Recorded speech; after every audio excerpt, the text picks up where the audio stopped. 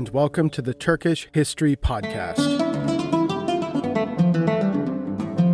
Episode 45. The Fall of İznik.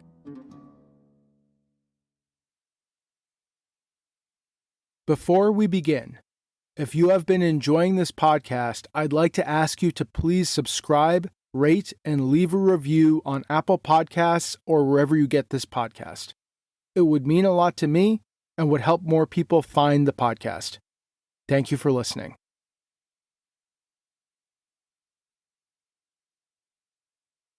So last time, we discussed the end of the People's Crusade. How a so-called army of untrained peasants from across Europe was utterly destroyed by the forces of the Sultanate of Rum, led by İlhan Bey. But also how the catastrophic end of the People's Crusade created within the Sultan Kılıç Arslan a supreme overconfidence. We ended with the first Crusaders, the real knights, massing in Constantinople and preparing to march into Anatolia, as Sultan Kılıç Arslan and the bulk of the armies of the Sultanate of Rum continued to besiege Malatya and campaign in central Anatolia against the Danishmends. And today, we will see this hubris of Kılıç Arslan bear the first of its poisonous fruits, as the Sultanate of Rum endures one of the greatest defeats in all of Turkish history. Because so supremely confident was Kılıç Arslan following the Sultanate's humiliation of the People's Crusade that he did literally nothing to prepare for the coming great invasion. Instead of marching into an Anatolia that had been turned into a fortress, the Crusaders are going to essentially waltz right up to the very gates of the capital of the Sultanate. So, the crusading armies began crossing the Bosphorus over the winter of 1096-1097, setting themselves up in İzmit, less than a day's ride from the Asian suburbs of the capital. This city, once a key possession of the Sultanate, had been recaptured by Alexios just a couple years earlier, and would be the initial base from which the Crusaders would launch their campaign. İzmit sits just on the north coast of the Gulf of İzmit, separating the Yalova Peninsula from the small peninsula jutting out towards Europe that ends in the Asian suburbs of Constantinople. From here, İznik itself was just a short march over the mountains. And the Crusaders and the Emperor had agreed that the first stop of the crusade along the way to Jerusalem would be İznik. As part of the oath that he had forced on them, Alexios Komnenos had demanded that on their way to the Holy Land, the Crusaders retake İznik, the city lost to the empire almost 20 years earlier, and which now served as the capital of the Sultanate of Rum. Though as we will see, the two sides had very different thoughts on what retake meant. The Crusader leaders were hoping that Alexios would either accompany them or at least send an imperial army, but the emperor demurred. Instead, as discussed last time, he sent the great general Vutumutes and his childhood friend, the Turkish Roman general Tatikios. And as we will see, as much as Vutumutes and Tatikios would aid the Crusaders, their loyalty was of course to the emperor. And if required, they would be more than happy to sacrifice the interests of the Crusaders to further the interests of Constantinople. Alexios instead decamped with a small Byzantine force from Constantinople to Pelikanon, a small fortress near İzmit. From there, he would be in close contact with the armies and with Vutumutes and Tatikios, and be able to intercede if the opportunity or need arose. As the crusading armies kept crossing the Bosphorus, massing near İzmit, messengers kept coming to the Sword Lion. he was getting constant reports of a huge army forming mere days from the capital. But so overconfident was Kılıç Arslan due to the supreme ease with which the armies under İlhan Bey had crushed the People's Crusade the prior year that he took no precautions. He continued his campaigns in central Anatolia, and he didn't even order his family or his treasury to be evacuated from İznik. That was how little he heeded reports of the massing of the Crusader armies. In short, he did literally nothing as the greatest Western army to reach Anatolia in a millennium began organizing to march on his capital. Like I said last time, this was a total and complete dereliction of duty and the worst mistake of Kılıç Arslan's life. In April 1097, after the snows thawed, the Crusaders set out from İzmit, as Kılıç Arslan continued the siege of Malatya far to the east. Ana Komnena reports that one party set sail from İzmit to Kivatos before marching over the mountains of the Yalova Peninsula, while the other marched directly overland through the mountains between İzmit and İznik. In a sign of how the Sword Lion had done literally nothing to defend his sultanate, the Crusaders encountered no Turkish forces on this march to İznik.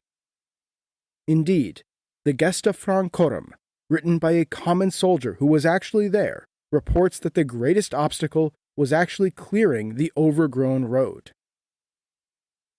But the Duke saw that there existed no good road by which he might lead his men to the city of Nicaea, that is İznik, because the road that was there, and which had been used by earlier pilgrims, was not wide enough to allow so many men to pass through, and so he sent ahead 3,000 men, with axes and swords, and told them to go and cut and widen the road for our pilgrims, all the way up to the city of Nicaea. The road that they opened up led through the passes of a huge mountain, and they left behind crosses made of iron and wood, placed upon stakes, that they might serve as markers for our pilgrims. Finally, we came up to Nicaea, which is the capital of all Romania. And we should just stop and think about that for a little bit. The crusading armies were marching through the great mountains that stand between İznik and the coast. These mountains were like a wall protecting İznik. And the Crusader armies, marching through them, were so unopposed that they could organize clearing and widening of the roads and set way markers for their soldiers. They faced no opposition and made it through the mountains without any casualties. Indeed, the first party was a vanguard, largely unsupplied, that marched through the mountains unopposed and then set up shop just at the gates of İznik. They then waited for the Normans under Bohemund to join them and set up a supply line. So for a week, this vanguard camped in front of the capital of the Sultanate, basically totally unsupplied, as their brethren merrily made their way through the unguarded mountains to join them. That Kılıç Arslan allowed this to happen is, simply put, inexcusable. The Turks should have made the march through the mountains a living hell for the Crusaders. The valleys and passes of those mountains should have been bristling with mounted Turkish horse archers, hiding in the hills and riding down to unleash a flurry of arrows before melting away. There should have been Turks charging down at the Crusaders and drawing them off into ambushes, crushing their prey in the jaws of the feigned retreat. The Crusaders should have been forced to fight for every inch that they marched through the passes. Turkish troops deployed in mountain valleys and passes can be absolutely devastating to marching columns of troops. Indeed, we've already seen this on the podcast. Think of Chahri's victory over the Ghaznavids at Dandan Khan less than a century ago, or Suluk Khan fighting the Umayyads in Central Asia hundreds of years earlier. And we will see this again in the future, at a place called Miryokephalon, with the forces of the Sultanate of Rum led by a different Kılıç Arslan, This is something Turkish horse archers have excelled at for centuries.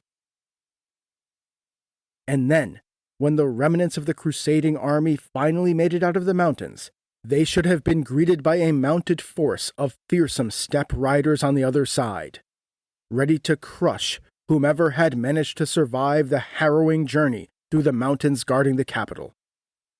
In short, a replay of Suluk Khan's Battle of the Defile. Instead, the Crusaders faced nothing. Literally nothing. They basically skipped through the mountains, cheerfully widening roads and putting up signposts, and then happily set up camp right at the gates of the capital. Now, that's not to say that ambushing the Crusaders in the mountains would have been guaranteed to work. The crusading army was indeed massive, and composed of experienced knights, along with at least somewhat trained infantry. They very well could have broken through anyway. But at the very least, they would have been weakened. At the very least, they would not have strolled up to the walls of the capital unopposed. At the very least, something would have been done. Instead, nothing. Absolutely nothing was done. Like I said, totally and completely inexcusable. As the contingent under Bohemund then made its way through the mountains following the vanguard and began setting up camp before the walls of İznik, messengers rushed off to Malatya, where Kılıç Arslan was besieging the city with the bulk of his armies. They bore with them the news of the arrival of the great invasion, pleading with the Sultan to return with his armies. But it seems that, even now, Kılıç Arslan was slow to grasp the true scope of the threat. The reason to think this is that Ana Komnena makes an offhand reference that during the siege, the barbarians inside Nicaea had already frequently implored the Sultan to come to their aid. I think Kılıç Arslan just did not want to believe it. The reality was so horrible that he just refused to accept what was happening. I'm reminded of nothing so much as Joseph Stalin refusing to accept the reports of his own intelligence and military officials, telling him that the Nazis were launching a massive invasion of the Soviet Union, preferring to live in his delusions even after the invasion began, instead of facing the grim truth. But as further messengers from İznik kept arriving, the full scope of the horror finally dawned on Kılıç Arslan, and he was snapped back to reality. The Sword Lion, at last, realized how dire the situation was. So he now did what he should have done months ago. Kılıç Arslan broke off the siege of Malatya, gathered up his armies, and began racing back to his capital as fast as humanly possible. But Kılıç Arslan did more than just withdraw from central Anatolia and rush back west. As his armies assembled and began riding to relieve İznik, Kılıç Arslan reached out to the Danishmends on the other side of the lines. He needed to convince his former enemies that they had to join him. And luckily, news of the great invasion had by now reached the Danishmend capitals of Amasya and Sivas. And the Danishmends saw that the Turkish beys would have to unite against their shared enemy if they hoped to survive this. Though I think that Kılıç Arslan is actually quite lucky that the Crusaders or Byzantium had not reached out to offer the Danishmends something themselves. Turkish warlords had of course turned on each other with little prompting in the past. An offer to the Danishmends to help dismember the Sultanate of Rum could have been quite tempting. But fortunately, the Danishmends immediately recognized the threat posed by the Crusaders. This great invasion from the west required a unified response. And thus, as Kılıç Arslan desperately raced back west, a Danishmend army began to assemble in central Anatolia under the command of none other than the second Danishmend Bey, the son of the founder of the Beylik, a man who will himself become important to our story going forward. Gümüştegin Gazi, whose name means the Silver Prince in Old Anatolian Turkish.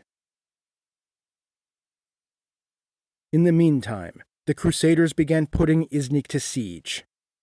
According to the Crusader sources, most of the arriving Latins initially besieged the city along the northern walls. But as more Crusaders kept coming, the eastern walls were also besieged. The only real exception to this initial encirclement were the south walls and the lake walls of Iznik. Over the lake, the besieged Turks could continue to send and receive boats. The Gesta Francorum says that the siege began in earnest when Bohemund and his troops arrived on the day of the Lord's Ascension, that is May 14th, 1097. On the day of the Lord's Ascension, we began to attack the city from all sides, and we built wooden siege engines and wooden towers, by means of which we could knock down towers on the walls. With much bravery and strength, we attacked the city for 2 days, and then we dug under the walls of the city. Sometime on the 14th or 15th of May, however, a Turkish spy was found in the Crusader camp. Under medieval methods of interrogation, which I assure you were not that much fun, the Turkish spy confessed that the Sultan was en route to Iznik. This led the Crusader forces to decide on an early attack. The large French army under Raymond of Saint-Gilles was at that time slowly making its way from Izmit to Iznik, but on hearing the news, they began rushing towards the city. When they arrived on the 16th of May, the Crusaders got their forces together and began an assault on the middle gates of the city. But watching this attack begin from the hills, a small Turkish relief force sprung into action. This small force was likely composed of a vanguard sent by Kılıç Arslan, who was still racing back west, and whatever small Turkish forces were in the region. This relief force descended down from the hills to attack the forces of Raymond of Saint-Gilles and Bohemund, as the Turks inside Iznik launched a simultaneous sortie. The Gesta Francorum relates what occurred.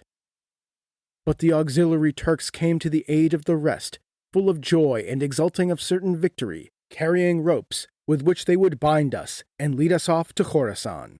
They came rejoicing and slowly descended from the height of the mountain, but all those who came down had their heads cut off by the hands of our men, and by means of a sling, our men hurled the heads of the dead into the city in order to spread fear among the Turks. The initial relief attempt had failed, and the Turkish force had to retreat to wait for the approaching army of Kılıç Arslan. These new Crusaders were clearly a far cry from the last. Not at all the mass of inexperienced peasants that had been bested by İlhan Bey the prior year.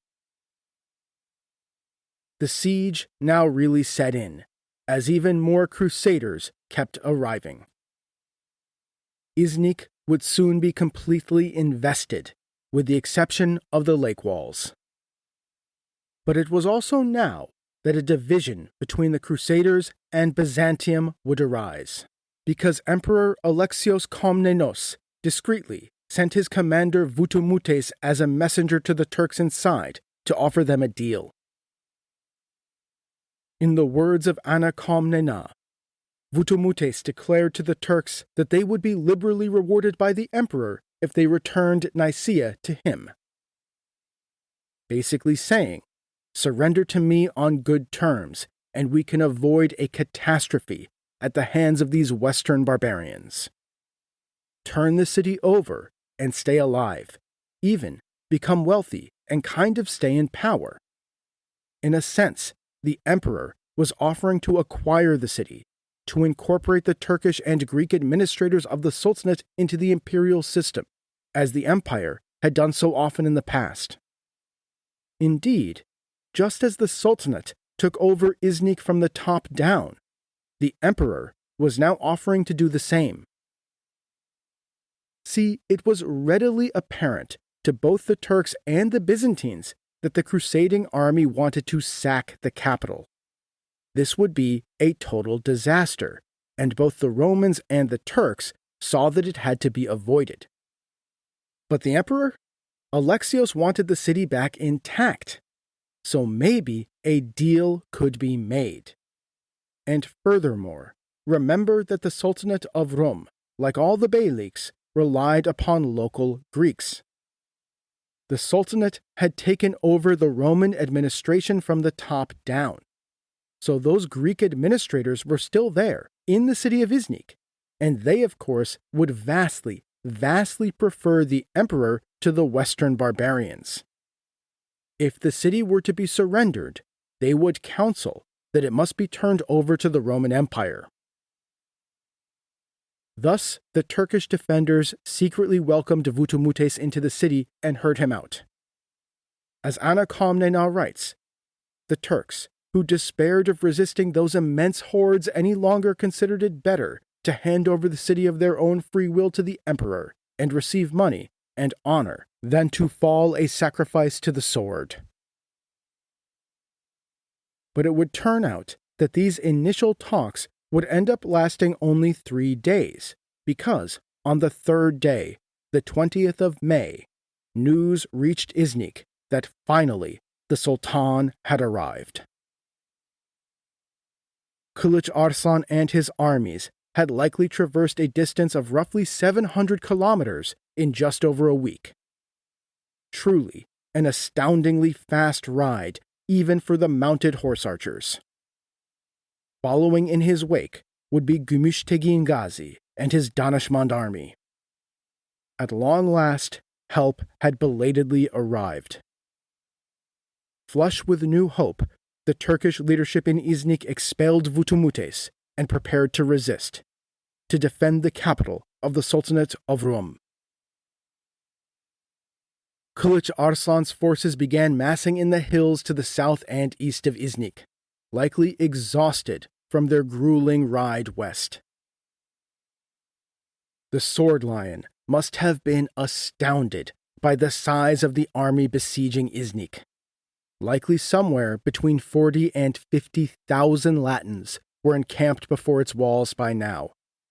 With them were a couple thousand Byzantine troops as a little cherry on top. And these were clearly not the unorganized peasants that İlhan Bey had destroyed last time. Kılıç Arslan would have seen massive siege engines being assembled before the walls of his capital, columns of infantry, and bands of heavily armored Latin knights riding across the plain. We can only imagine the despair he must have felt seeing this great crusading army as he surveyed the plains of Iznik below him. What must have been going through his mind, knowing that not only his royal treasury, but even his very own family lay inside the walls of the besieged city, and knowing further that it was his own overconfidence, his own hubris that had led to this moment. I imagine it must have been among the darkest moments of his life. Right up there with the day of his capture by Melik Shah or the first night of his long imprisonment in the jails of Esfahan. As the armies of the Sultanate continued to arrive from the east, however, Kılıç Arslan and his commanders saw that below them on the plain, the Crusaders and the Byzantines were preparing a massive assault on a section of the walls of the city with their siege engines. Ana Komnena says that this assault was led by the Byzantine commander Isangales. Kılıç Arslan was therefore forced to break off a part of his army, which he sent off to try to force the attackers to abandon the assault on the walls. The Turks soon engaged the Byzantine forces manning the siege engines, but seeing the battle commence, the Crusader lords Bohemund and several of the counts organized a party of 200 knights to ride to the aid of Isangales and his men. Ana Komnena says that the Turks were routed and pursued until night fell, but at least, it seems, the attempt to assault the walls had been stopped. As night fell on the 20th of May, Kılıç Arslan began to prepare for a great battle. The greatest battle of his life, at least so far. As the sun rose on the next day, the 21st of May, 1097, Kılıç Arslan drew up his army on the plains in front of Iznik. ready to drive the invaders away from his capital, where his family was besieged. He then ordered an assault on the crusading army before the walls of Iznik.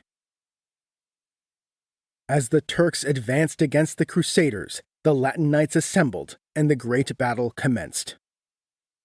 Kılıç Arslan directed his force to attack the army near the middle gate of the land walls, which appears to have been the weak point of the besieging army. The Sword Lion hoped that this great charge would drive the Crusaders away from the walls. Yet the battle hung in the balance. For the whole day, the forces of the Sultan of Rum and the Latin knights fought on in a vicious and bloody battle. The two sides, in fact, seemed to be relatively evenly matched, despite the fact that the armies of the Sultanate were vastly outnumbered and likely exhausted. Anatolia records, "When the Franks became aware of the Sultan's presence, they armed themselves fully and rushed on the Turks like lions. And then a severe and terrible battle began. Throughout the whole day, the fate of the balance swayed equally for both sides. But when the sun set, the Turks were routed, and night decided the battle. Many fell on either side, and yet a great number were wounded." Reportedly, following this hard-fought victory, the Crusaders impaled the decapitated heads of fallen Turks on spears and paraded with them around the plain in front of Iznik. A message both to the besieged defenders and to the Sword Lion. It is a great testament to the fighting prowess of the Turks that even while vastly outnumbered and exhausted by the march from their abandoned siege of Malatya, that they were even this much of a match for the crusading army. But despite this pretty good showing, the reality was that the Turkish army simply lacked the numbers to overcome the besieging Franks. As night fell, Kılıç Arslan was forced to withdraw his armies, and he knew now the terrible truth. He could not drive the Latins away from his capital. His royal treasury and his family inside the city were beyond his power to save. He had no choice but to retreat, recoup, gather further forces, and await the arrival of Gümüştegin and the Danishmend army. And so, with a heavy heart, Kılıç Arslan wrote to the defenders in Iznik as he withdrew back to the east and south. According to Anatolia, he sent a message to the Turks in Nicaea, saying, "Act for the future in whatever way you think best." Then, Kılıç Arslan sent out urgent messengers to the other Turkish beys across Anatolia, urging them to send whatever aid they could. The defenders inside Iznik now knew that they really were, truly, alone. But even with the failure of the relief effort, the Turks tried to hold out. Indeed, it was only after the Sword Lion retreated back to the south and the east to lick his wounds and gather further forces that the siege really, truly, deeply set in. The siege engines along the walls of the besieged capital continued to slowly rise. Under the Byzantine general Isangalis, a great tower was constructed to allow men to storm the walls. Anatolia says Isangalis had a large circular wooden tower built, which he covered on either side with hides and with plated wickerwork around the middle of it, and made very strong all around, and then moved it up to the side of the tower called Gonates. As Isangalis built this wooden siege engine, underneath the walls the Franks began to mine the tower and sections of the gates. This succeeded to a point, but the Crusaders were fortunately unable to capitalize on it. As the Gesta Francorum relates, they dug down to the foundations of the walls and piled beams and wood, and then set fire to all of it. It was evening when this was done, and the tower fell when it was night. Because it was so dark, there was no way we could fight them. During the night, the Turks got up hurriedly and restored the wall so solidly that when daylight came, there was no possibility of causing damage from that side. What a night that must have been for the Turks inside, rushing to repair the walls of Iznik in a desperate race against the sun. But it was cold comfort, because the Crusader forces kept arriving, and the siege outside the walls continued. The author of the Gesta Francorum, who remember was actually there, reports, "Indeed, the land blockade was such that no one could leave the city nor enter it, and on this occasion all were come together as one. Who could number such an army of Christ? No one, I believe, has ever seen or will ever see so many accomplished warriors." Imagine standing there on the walls of Iznik and gazing out over the plain in front of the city, now flooded with a sea of tents, columns of infantry, bands of armored knights, the great siege engines and battering rams, and knowing that the Sultan and his relieving army had already been defeated. But though the situation was desperate, and the siege of the land walls was by now impenetrable, the lake walls remained unopposed. This gave the Turks inside free access to the Lake of Iznik and a lifeline. They could continue to ferry supplies, news, and even small troop detachments to and from the city across the lake. As long as they retained access to the lake and kept the lake walls defended, the capital could, theoretically, be defended basically indefinitely. And the Turks inside remained defiant, even countering the decapitated heads the Crusaders hurled at them by hanging dead Crusader bodies off the walls of Iznik, where they decomposed and rotted in the hot summer sun. Isn't medieval war just delightful?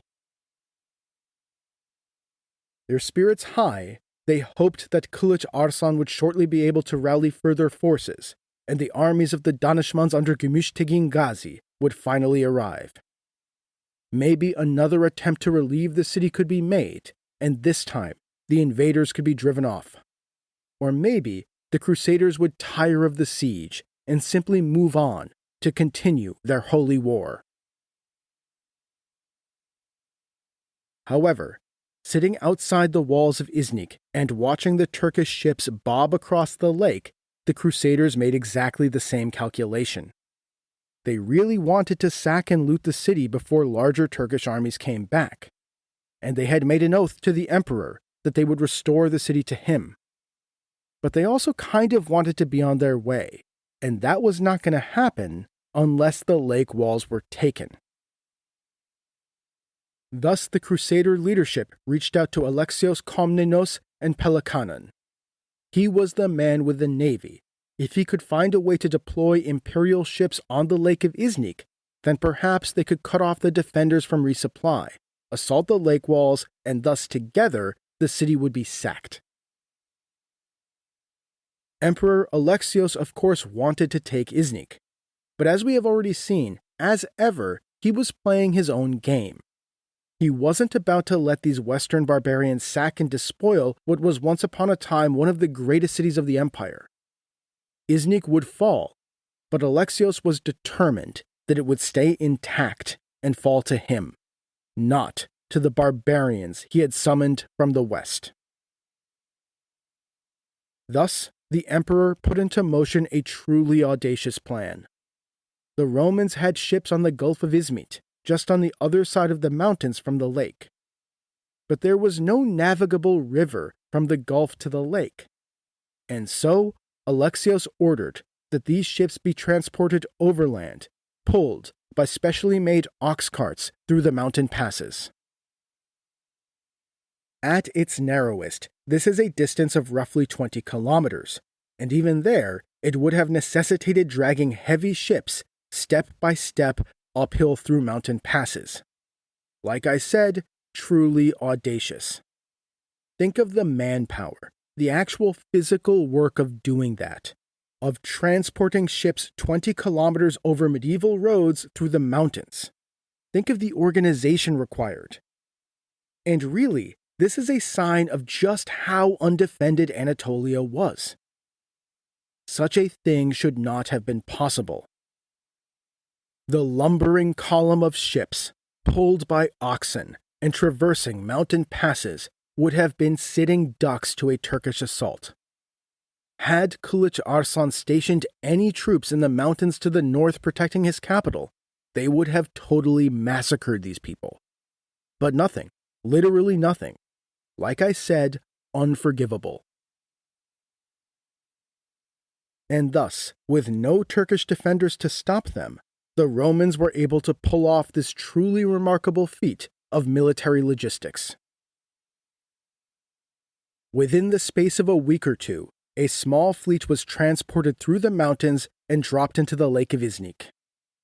And with the ships, Emperor Alexios Komnenos dispatched a force of what are called Turkopoles.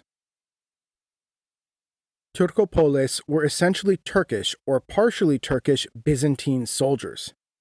They were either Turks captured and enslaved in their youth, Greeks who had been captured by Turks and raised among them before being recaptured by Byzantium, or the products of Turkish-Greek unions. Usually, a Turkish father and a Greek mother, apparently. They were raised, converted, or sometimes reconverted to Christianity. They were therefore loyal to Constantinople, but were trained and fought as Turkish horse archers. Thus, the Turkopoles were some of the deadliest troops the empire could raise, and they were one of the many cross-cultural products of the Turkish-Byzantine frontier world, and to me, one of the most interesting symbols of the messy nature of that world. A world of grays, not black and whites. This fleet and the divisions of Turkopole warriors were of course placed under the command of Manuel Vutumutes and Alexios' childhood friend, the Turkish-Roman general Tatikios. The Gesta Francorum relates of the approach of the fleet across the Lake of Iznik. But when night came, they were launched on the lake, full of well-armed Turkopoles. When it got light, the boats could be seen in the middle of the lake, moving against the city. The Turks marveled when they saw them, not knowing whether they were their own men or the emperor's. But when they recognized them as the emperor's men, they were frightened to death, weeping and lamenting, and the Franks rejoiced and gave glory to God. But the Franks giving glory to God would turn out to be a bit premature. As the Byzantine fleet sailed up to the lake walls and launched an assault, Tatikios led a small force of Byzantine infantry in attacking part of the land walls. Meanwhile, the Crusader forces began to bombard the walls with catapults and their siege engines. The Turks inside were now out of options. The Byzantine fleet on the lake had cut off their lifeline, and the great army outside was preparing to take the city. It was over. The Sultan, Gümüştegin Gazi, and their new reinforcements were not coming any time soon. There was no longer any hope. The only thing to do was try to negotiate a surrender on the best possible terms. According to Anna Komnene, the fury of the assault was such that the Turks inside decided that they had to surrender. But they chose to surrender to the emperor on his quite generous terms. As discussed, the Turkish defenders of Iznik had already been in contact with Vutumutes, and as the bombardment began in earnest and feeling themselves completely out of options, the defenders reached out to him to discuss the terms. In the words of Anna Komnene, after making a suitable speech to them, he showed them the document sealed with gold that the emperor had entrusted to him. They listened to the reading of this document, by which the emperor promised not only immunity, but also rich rewards of money and honors to the sultan's sister and wife, who was said to be the daughter of Chakas, and without exception to all the barbarians in Nicaea. Consequently, they felt encouraged by the emperor's promises and granted Vutumutes admission. Thus, the Turkish defenders of Iznik negotiated its surrender to Vutumutes and the Byzantines. Indeed, in a sense, the reincorporation of the city and even its Turkish garrison into the Roman Empire. But this was an incredibly delicate situation. If the Latins got word that they would be denied the chance to loot the city, that the Turks and the Byzantines were basically just going to make a deal, then who knew what was going to happen? The Crusaders were incredibly dangerous, not just to the Turks, but to the Byzantines. And in order to safeguard the city from the Western barbarians, Vutumutes decided that he had to make it look like the city fell in an assault. And so, he ordered Tatikios to launch an assault on the walls, but to do so in such a way that it would distract the Franks. As Anakomnena says, this was really advice to make the Franks believe that the city had been taken by Vutumutes in war, and to keep secret the drama of treachery the emperor had arranged. When the sun rose the next day, the 19th of June, the Crusaders launched an attack all around the walls, while Tatikios and his men made a great show of assaulting the gates. The Turks inside then opened up a gate, allowing Vutumutes and his men to ride in and raise the imperial standard on the battlements. Anakomnena reports that all other gates were kept closed by the Turks, and the relatively small Roman army thus entered and took control of the city, making it seem to the Crusaders that it had fallen in battle. After 7 weeks, the siege ended, and the Turks handed control of the capital of the Sultanate of Rum over to Vutumutes. Several Crusader sources say the Latins rejoiced in the moment, ignorant of the extent to which they had been betrayed by the Byzantines. And this would not be the last time that the Romans, in essence, partnered with the Turks against their Western allies. Vutumutes was now in control of Iznik, and to the great anger of the Latins, he of course was not going to let them pillage the city. Vutumutes even forbade more than 10 Crusaders at a time from entering the city, and directed what the Latins saw as a mere trickle of supplies and provisions to be sent out. The Latins had hoped to loot the city and carry off its immense wealth, and were full of fury at what they saw as the treachery and indeed the impiety of the Byzantines. Because not only did Vutumutes not permit them to sack the city, but following the secret instructions of the emperor, he proceeded to make a deal with the heathen Turk. Vutumutes sent a large section of the Turkish leadership off to Pelikanon, where the emperor was residing. Anakomnena uses the anachronistic title satrap for these men, indicating that they were administrators and generals of the Sultanate.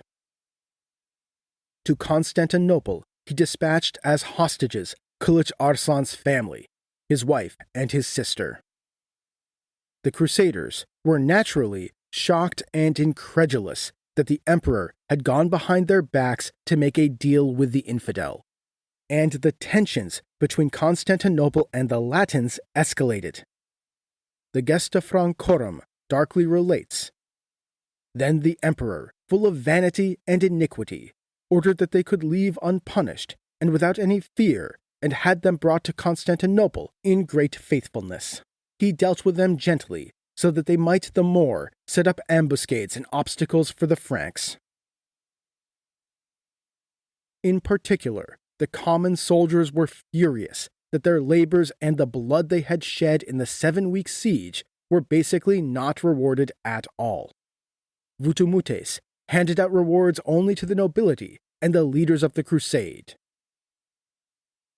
The anger of the common soldiers rose mightily against what they saw as a betrayal, indeed, almost a Byzantine-Turkish alliance against the Crusaders, who had come to the very aid of Byzantium. Interestingly, in yet another sign of the messy nature of the Byzantine-Turkish frontier world, the Turkish leadership sent to Pelikanon was ferried along by 2 Roman commanders who spoke Turkish. One, named Rhodamoros, was apparently captured by Turks as a youth and raised among them, and thus learned Turkish. The other, named Monastras, was called by Anakomnena a semi-barbarian. That is, he was half Turkish, half Greek, and of course, therefore spoke the Turkish language natively. This would turn out to be greatly valuable to the Byzantines, as these two commanders were able to convince the Turks to stick to the deal and thus quelled a nascent revolt. Though the emperor was not entirely grateful about this, and he reportedly chastised them for promising riches to the Turks to buy them off. Furthermore, the existence of these commanders, like Tatikios and the Turkopoles, is a testament to the estuarine nature of the Turkish-Roman relationship, the way that both sides deeply infused each other. Indeed, in a sense, how both sides were, in some ways, more similar to each other than either was to the foreign crusaders from the West. And we can see this messy coexistence between the Byzantines and the Turks in Alexios' actions after the seizure of Iznik. In Iznik itself, Vutumutes was made duke, and the city was reincorporated into the empire. The local administration of Iznik, both the Turkish military men and the Greeks who had served the Sultan, were largely kept on. The city was acquired, not sacked. Ana Komnena writes of the audience held by Emperor Alexios Komnenos with the Turkish leadership of Iznik.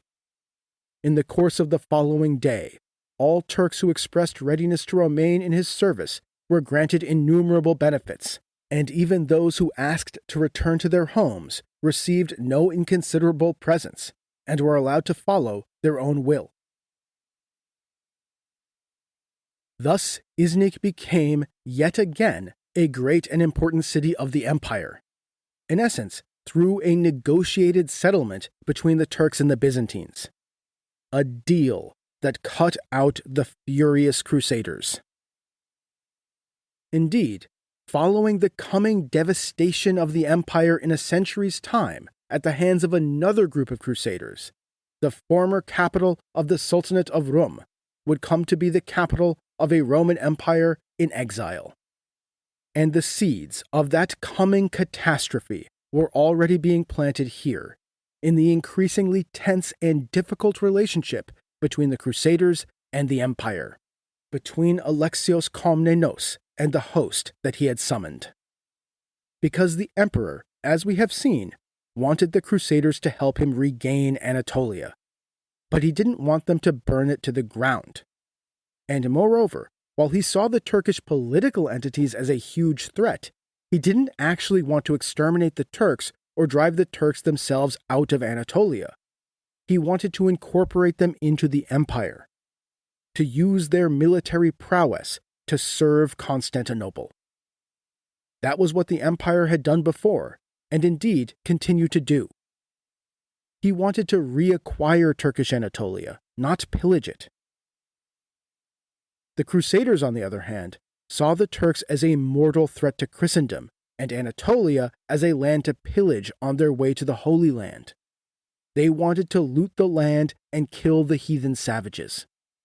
And the way the emperor refused to really help them materially in the campaign, but took all the rewards, the way he basically used them for muscle and then cut a deal behind their back, would start to feed into a narrative among the Crusaders of the deviousness, the duplicity, and even the impiety of the empire.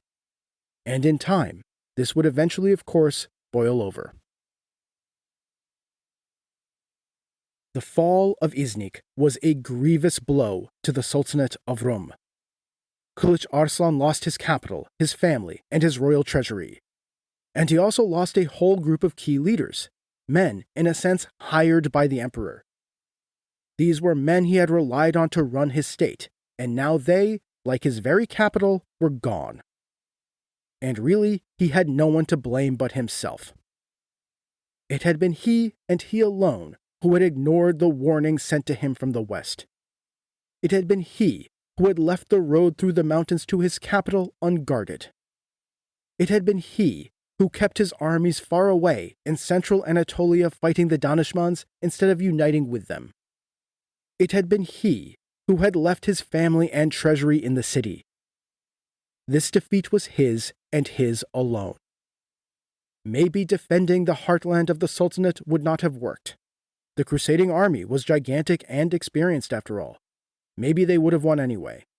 But the total failure of Kılıç Arslan to do anything whatsoever to prepare a defensive Anatolia from them was truly devastating. He allowed the invader to march unopposed to the very walls of his capital and inflict on the Sultanate of Rum one of the worst defeats in all of Turkish history. Indeed, because this army would go on to march through the Sultanate in pretty decent shape and then go on to take Jerusalem and the Levant, arguably one of the worst defeats in Islamic history as well. The Turks have often called themselves the Shield of Islam, the defender of the lands of Islam from the infidels they border. Yet here, the shield bearer failed entirely, failed to even raise the shield. And the results were catastrophic. But this great defeat, one of the worst in all of Turkish history, wouldn't be the last of the poisonous fruits borne by the hubris of the sword lion.